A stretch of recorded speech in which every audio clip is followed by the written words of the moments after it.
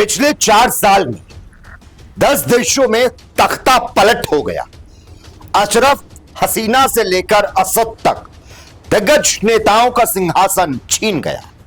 बांग्लादेश के अलावा श्रीलंका, म्यांमार, अफगानिस्तान इसका शिकार हो चुके हैं। लेकिन हमारे देश भारत में तख्ता पलट क्यों नहीं हो सकता? अफगानिस्तान, श्रीलंका, पाकिस्तान और बांग्लादेश एशिया के देशों में डेमोक्रेसी ने दम तोड़ दिया था। 2021 में सबसे पहले म्यांमार में तख्ता पलट हुआ। 2021 में म्यांमार के तख्ता पलट के बाद अफगानिस्तान में तालिबान आए। 2022 में श्रीलंका की जनता सड़कों पर आ गई और वहां के प्रधानमंत्री को देश से भगा दिया है।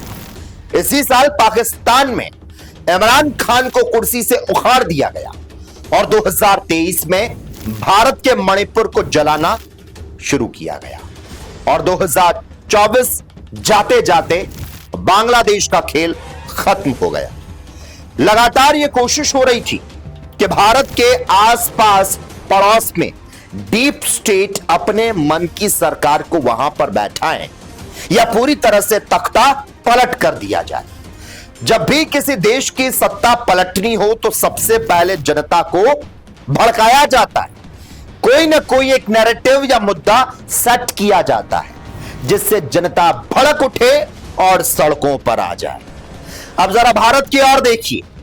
कभी किसान आंदोलन के नाम पर दिल्ली की चौखट पर भीड़ खड़ी हो जाती थी, तो कभी मणिपुर को जलाने की साजिश होती थी, कभी एक के बाद एक दंगे करवाए जाने की नाकाम कोशिश की जाती थी ताकि भीड़ जब सड़कों पर आ जाए तो सरकार को हिलने में जरा सा भी वक्त ना लगे। किसान आंदोलन के नाम पर भीड़ इकट्ठा की गई, जबकि असलियत में यह कोई आंदोलन था ही नहीं। यह सब उसी तंत्र का हिस्सा था जो तंत्र बांग्लादेश जैसे देशों में चलाया गया था।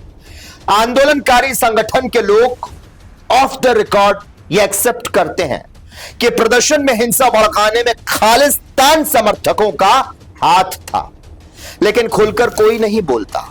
दिल्ली की सीमा पर डेरा डाले किसानों का मकसद 3 कृषि कानून का विरोध करना नहीं था, बल्कि अपनी सियासी महत्वाकांक्षा को पूरी करना था।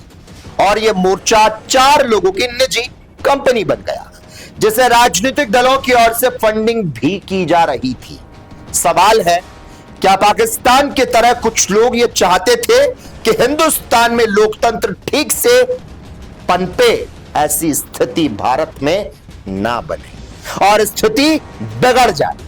सवाल यह है कि क्या मांग और जरूरत के बावजूद जहां कई देशों में डेमोक्रेसी ने दम तोड़ दिया, कुछ वैसे ही क्या भारत में तख्ता पलट इतनी आसानी से हो सकता था?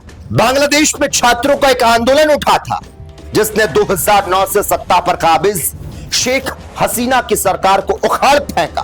कुछ लोग यह दावा करते हैं कि सत्ता के लिए जो नीति शेख हसीना की थी वही नीति भारत में मोदी सरकार की है, लेकिन भारत में यह वही मोदी सरकार है जिससे बैर लेकर बांग्लादेश की हालत भी पाकिस्तान जैसी हो गई और नौबत अब भीख मांगने तक पहुंच गई।